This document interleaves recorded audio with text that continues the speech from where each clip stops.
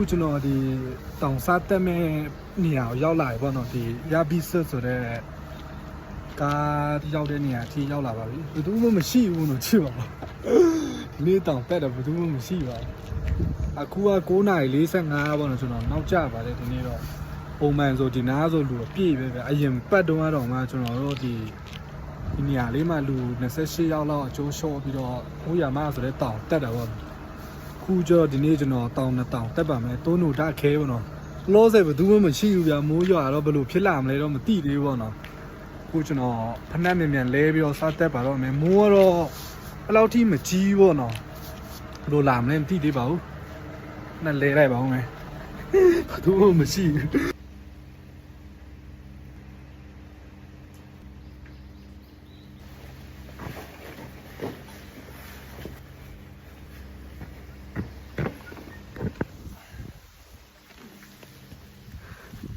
ဒီနေရာတော့ဒီဘတ်ကားရက်တဲ့နေရာပေါ့နော်အကယ်၍ကိုကအိုးရမတက်မယ်ဆိုဒီဖက်ဂျာနေတက်သွားတာပါဒီနေ့ကျွန်တော်တက်မှာဒီတန်ဆာဝါဆိုတဲ့တောင်ပေါ့နော်ဒါကတော့ဆိုင်တစ်ဆိုင်လေးရှိပါတယ်ဒီတန်ဆာဝါဆိုတဲ့တောင်ကိုတက်ဖို့အတွက်ဒီတိုးနိုဓာခဲဆိုတဲ့တောင်ကိုအရင်ဖျက်ရသေးတယ်ပေါ့နော်အဲအကြောင်းမို့ကျွန်တော်ဒီနေ့နဲ့တောင်ကိုတက်မယ်လို့ပြောတာပါဒီဖက်လမ်းနေဆင်းလာရတယ်ပေါ့နော်ဒီမှာဒီဖက်နေဆင်းလာပြီးတော့ဖက်နေဆင်းရတာပါကျွန်တော်တယောက်ပဲရှိရပေါ့နော်ဘယ်သူမှမရှိပါဘူးကဲအခုကျွန်တော်စတက်ပါမယ်ဒီဥတူကတော့ကြည့်ပါတော့မှာဒီနဲ့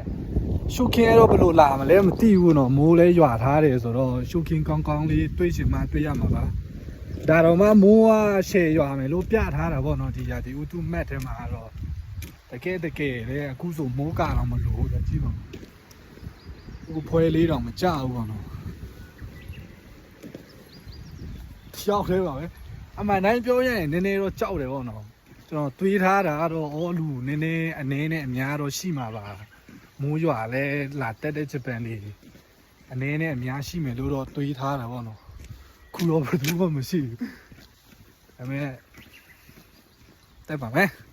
ကျွန်တော်ဒီဖက်လမ်းကိုတစ်ခေါက်လာတက်ဘူးတယ်ပေါ့နော်ဒီတိုးနိုဓာခဲအထိတော့ဒီတန်းဆာဝါအထိတော့ကျွန်တော်မတက်ဘူးသေးပါဘူးအခုက10 နာရီပါ10 နာရီစတက်တယ်လို့ပဲတတ်မှတ်လိုက်ပါမယ်ပုံမှန်ဆို10 နာရီလောက်စတက်တင်တာပေါ့နော်အဲကျွန်တော်နောက်ကျပါတယ်ဟုတ်ကြည့်တော့လာပါတယ်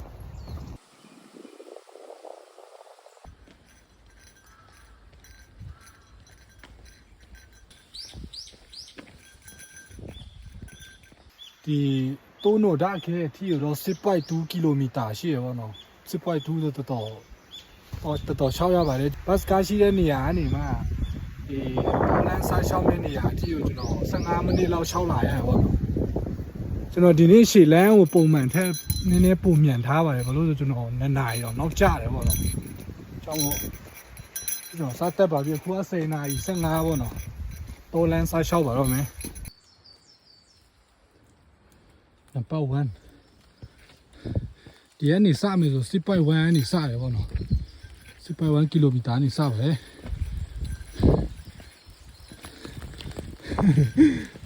နေတော့ကြောက်ပါလေကဲ10 ကီလိုမီတာ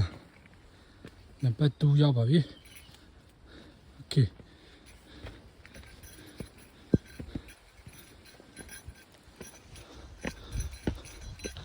တော်ပူလာပါပြီသူနဲ့မှလည်းမတွေ့ဘူးပေါ့နော်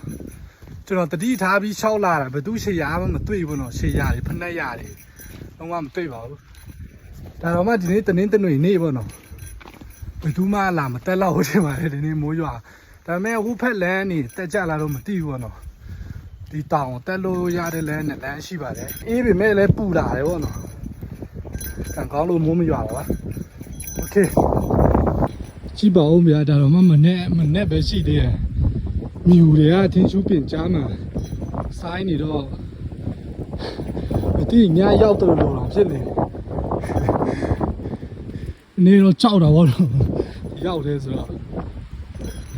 လေရောတိုက်တော့ကြည့်ပါဆက်တက်ပါမယ်လေလဲတခါတလေပြင်းနေပေါ့နော်ခါတလေအဲ့လေကြောက်ပဲစိတ်ရနည်းနည်းလှုပ်ရှားတယ်လို့ဖြစ်ရပါတယ် ပတ်3ရောက်ပါပြီ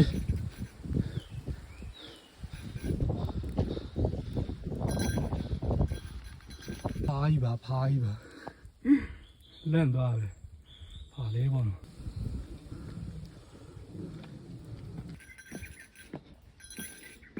ဒီဘသူနဲ့မတွေ့သေးပါဘူး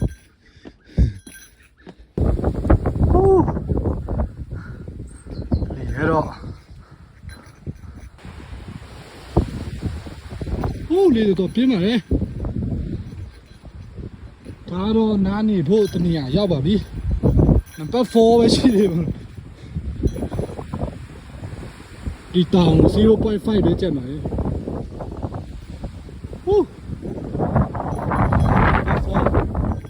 ဦးနိုဒါခဲကိုဒီ4.6 ကီလိုမီတာကျက်ပါလေဒီနေရာမှာနားနေတဲ့နေရာဟုတ်နော်ဟုတ်ပါကြည့်ပေါင်းလေးတွေတယောက်တည်းဒီတော့ပြင်းပါလေဆွေးရောင်စိုးနေပုံမှန်ဆိုဒီဖက်တွေကရှုခင်းနေတော့လာတယ်ဟုတ်တော့အဲမဲမိုးရီနဲ့မြူတွေပိတ်နေတော့ဘာမှမတွေ့ရပါဘူးအဲမဲကျွန်တော်အရင်ဗီဒီယိုတွေကြည့်ဘူးတဲ့သူဆိုတွေ့ဘူးမှာပါကျွန်တော်တင်ဘူးရပေါ့နော်ဖက်တွေရှုခင်းနေတာတော့လာပါတယ်အကြောင်းမို့ကျွန်တော်ရှုခင်းမတွေ့ရလဲဘာမှမဖြစ်ဘူးပေါ့နော်ဆက်သွားပါမယ်အနာတော့ပါဘူးတောင်ထိပ်ရောက်လေကျန်းလေပါပဲကျွန်တော်ပြီးခဲ့တဲ့3 လလောက်လာတက်ထားတာနည်းနည်းတော့ဒီတစ်ပင်เนี่ยပိုရှိနေပေါ့နော်ဒီတခါတိုက်လန့်စရာကြီးကြည့်ပါဟုတ်တယ်ကျွန်တော်ခုတက်လာတာတနာရီတော့ကြော်ပြီပေါ့နော်တနာရီကျော် 3.7 ကီလိုမီတာတက်လာပါတယ်အခုဒီတိုးနိုဒါခဲတောင်အထိတော့ဒီ 4.1 ကီလိုမီတာပဲကျန်နေပေါ့နော်ကျောင်းကျော်တက်တာမြန်တယ်လို့ပြောလို့ရပါတယ်အခုမှနံပါတ်5ရှင်းနားမှာနားဖို့တနေရာထက်ရောက်ပေါ့နော်ရှင်းဒီနားရောက်တော့ဘယ်သူမှမတွေ့သေးဘူးပုံမှန်ဆိုဒီရှေ့မှာဆိုအဲ့လိုဖူဂျီတောင်နေတော့လမ်းမြင်နေရပြီပေါ့နော်အခုကျွန်တော်ဆက်တက်ပါမယ်ဘုဆိုကျွန်တော်နောက်ကျမယ်ထင်လို့ဗျာအဲကြောင့်မို့နားလို့4 ကီလိုမီတာပဲကျန်ပါလေလို့ရခဲ့တယ်ရောโอเคအဲ့တော့နားဖို့နေရာတနေရာပါဒီမြူရတာမရှိရင်တော်တော်လေးကိုမြစ်ပါတယ်ဒါโอเคတတိထားပြီးတွားနေရပါတယ်ကျွန်တော်လည်းဒီရောက်တယ်ဆိုတော့ကြည့်ပါဦးကြောက်စရာကြီးပေါ့နော်နည်းနည်းတော့ကြောက်ပါတယ်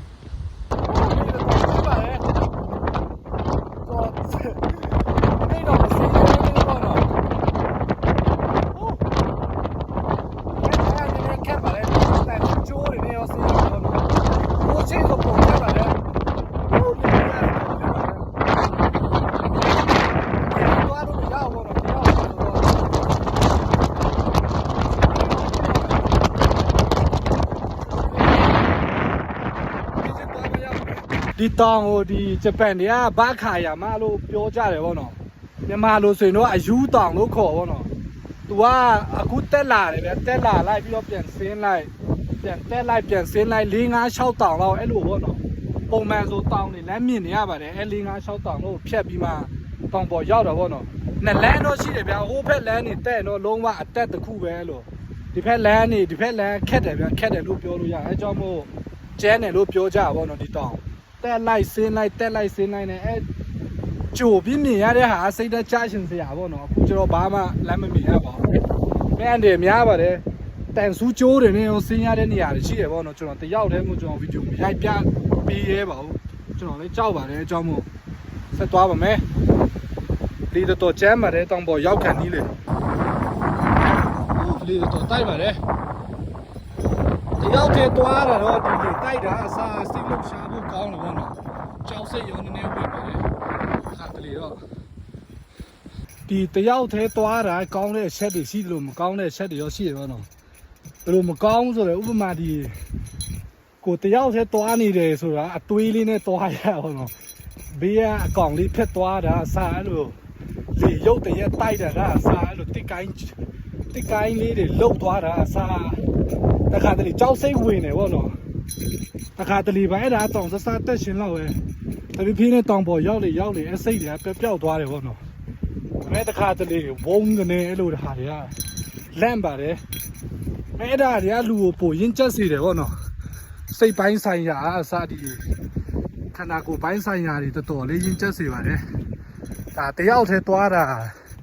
ကောင်းတဲ့ချက်လို့ပဲပြောမှလားမကောင်းတဲ့ချက်လို့ပဲပြောမှလားမသိပါဘူးခုနောက်တောင်ပြန်ဆင်းနေရပါပြီအဲ့လိုပဲပေါ့နော်ဒီတောင်ကတက်လိုက်ဆင်းလိုက်နဲ့5-6တောင်လောက်ဖြတ်ပါတယ်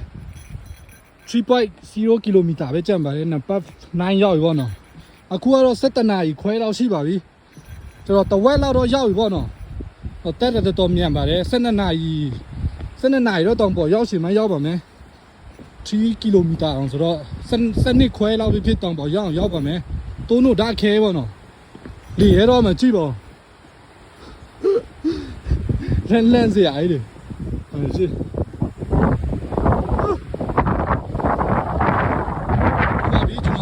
ယူဆိုင်ပြီးတွားနေရလို့ပေါ့နော်အကြောင်းမို့ဗီဒီယိုတိတ်မရိုက်ရဲပါဘူး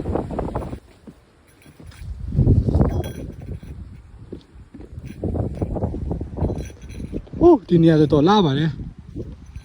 ပန်းလေးတွေတော့မသိဘူးကျွန်တော်ပြီးခဲ့တဲ့3-4လလောက်လာတက်တာတော့ဒီလိုမဟုတ်ဘူးပေါ့နော်ခုလိုလည်းမလာပါဘူးခုကျတော့ကြည့်တော့လာပါလေတော်လာတယ်လို့တော်လဲကြောက်ပါတယ်ကဲ2.3ပဲကျန်နေပါတော့ကျွန်တော်နောက်မှာဂျပန်4ယောက်နဲ့တွေ့ပါတယ်အကြောင်းလူရှိပါတယ်ပေါ့နော်ပတ်သက်စေအကြည့်လမ်းလေးဆိုနည်းနည်းချင်းလေးပဲပေါ့ကြာဟုတ်တက်လိုက်ဆင်းလိုက်နေပါပဲသူတို့ကတော့ဒီတုံးတို့ဓာတ်ခဲအထိပဲတက်ကြပါပေါ့နော်ကျွန်တော်ကတော့တန်းစားဝအထိတက်တာပါကျွန်တော်ကြော်ပြီးတော့သူတို့မြန်ထပ်သွားပါဦးမယ်ဒီတော့ချမ်းပါလေကြည့်ပါဟုတ်ကြည့်ပါတန်ဆူကျိုးတွေနဲ့ဆေးရတယ်ပါအကြည့်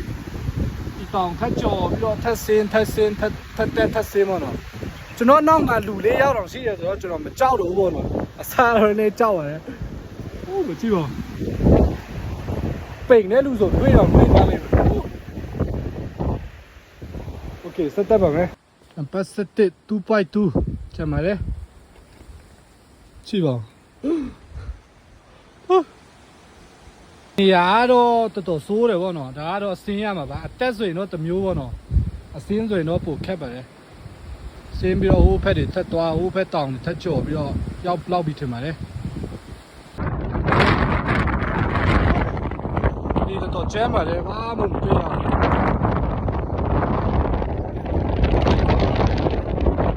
ရှင်းလည်းမမြင်နောက်လည်းမမြင်ဘေးလည်းမမြင်ဆိုတော့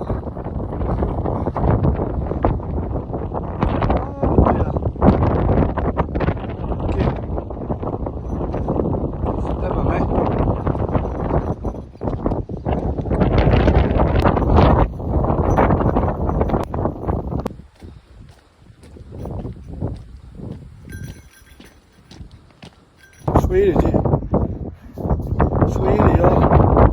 နင်းမုံတွေရဲ့ရေတွေရောစုံစီနေတော့မြစ်လာပါတယ်တော့မြစ်လာတော့ကျွန်တော်လည်းတော့မောပါပဲတော့လုံးဝမနာပဲနဲ့တက်တာပေါ့နော်တော့မောပါတယ်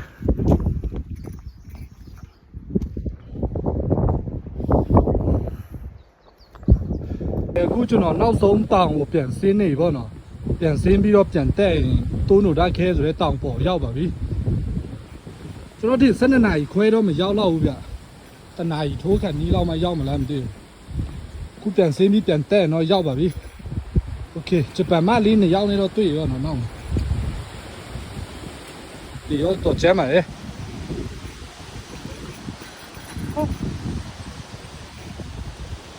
မကြည့်လေဘလောက်ကျန်းနေလဲโอเค fighting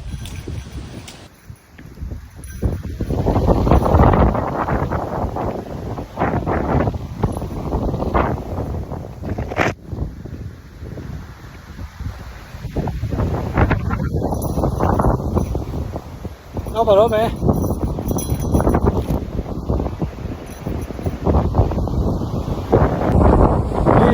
的小钱吧嘞。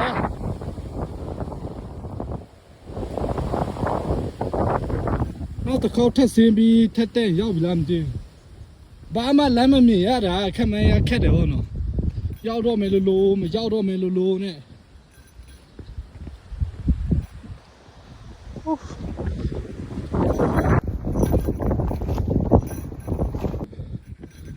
收了钱吧嘞，说的都弄点开有东京要不要来吧嘞？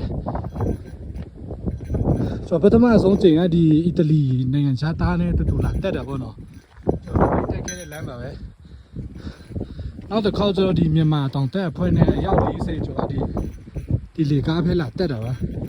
လေကားဖဲလွယ်ဘောတော့ခဏနေကျွန်တော်ဆင်းရင်လေကားဖဲဆင်းမှမယ်ဒီဖက်ပါဟုတ်ရှိပါဘူးကျွန်တော်ဗီဒီယိုကြည့်ဘူးလဲလူတွေဆိုတိမှာပါဒီမှာဘယ်လောက်များလဲဒီတော့တွေ့ရတိုင်းပါအားတော့တောင်ထိပ်ပါโอเคကျွန်တော်တက်ရပါဦးမယ်နောက်တော့ကျွန်တော်တုံးချိန်မြောက်နောက်မှဖွားကြီးတယောက်ရှိပါတယ်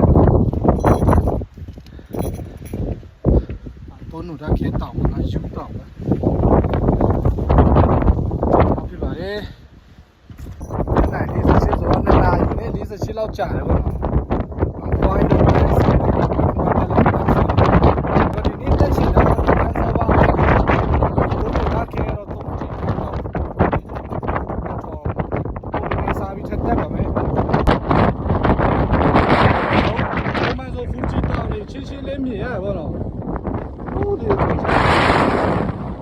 ရိုက်ရက်နေရတော့လုံးတယ်ပေါ့တန်ဆာဝါ2.6 ကီလိုမီတာလောက်ရှိရပေါ့နော်တနင်္လာရောက်တက်ပါမယ်တန်ဆာဝါထက်တက်ပါမယ်ช็อกโกแลตနှစ်ခုနဲ့အားဖြည့်ပြီးတော့ထက်တက်ပါတယ်โอเคဒီနေ့ကျွန်တော်ရဲ့ဥတီဆက်ဒီအခုသွားတက်မဲ့တန်းစားဝါပေါ့နော်ဒီတန်းစားဝါကိုတက်ဖို့တွဲစင်ဒီတိုးနိုတက်ခဲဆိုတဲ့တောင်လေးဖြတ်လာပါတယ်အကြောင်းဒီတန်းစားဝါတောင်တော့တခါမှမရောက်ဘူးသေးဘူးပေါ့နော်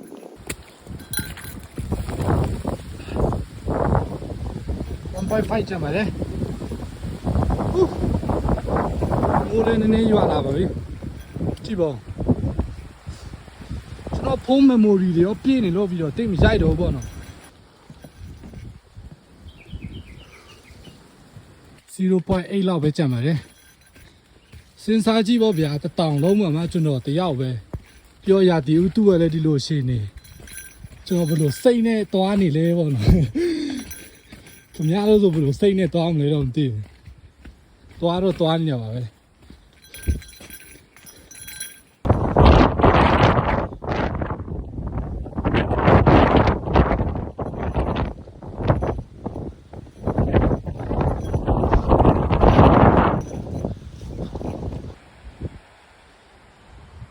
တနာရီ43မှာနောက်ဆုံးတော့တန်းစားဝါကိုရောက်ပြီပေါ့နော်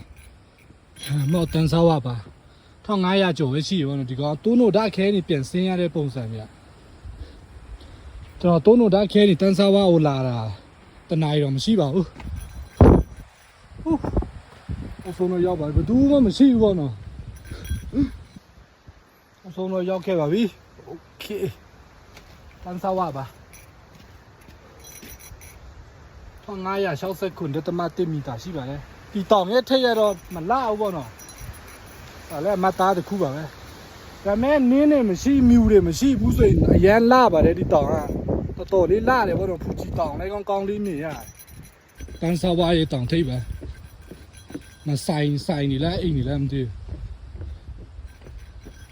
အဲ့တော့ကုန်ပိတ်ထားဘာမှမရှိဘူးဘယ်သူမှမရှိဘူးလေနော်တော်ထင်တယ်နည်းနည်းပါရှိမှထင်တယ်ဒီနေ့ဆက်သွားလို့တော့ရသေးတယ်ပါရမှတယ်ဒီမှာကျော်နားနေတဲ့နေရာတွေပဲဟုတ်ပါပဲကဲကျွန်တော်ဓာတ်ပုံရိုက်ပေးမဲ့လူလည်းမရှိဘူးပေါ့နော်ကိုယ့်အကူပဲရိုက်ရပါမယ်โอเค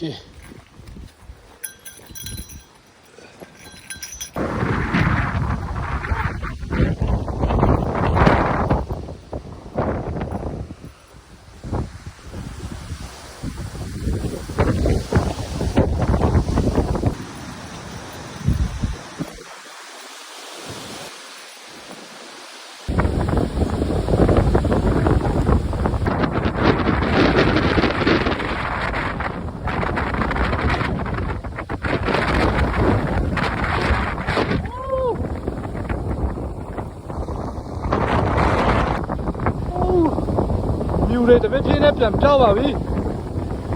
အခုမှပြန်လင်းလာတယ်ဗောနော်ကျွန်တော်တော့နောက်ပါတယ်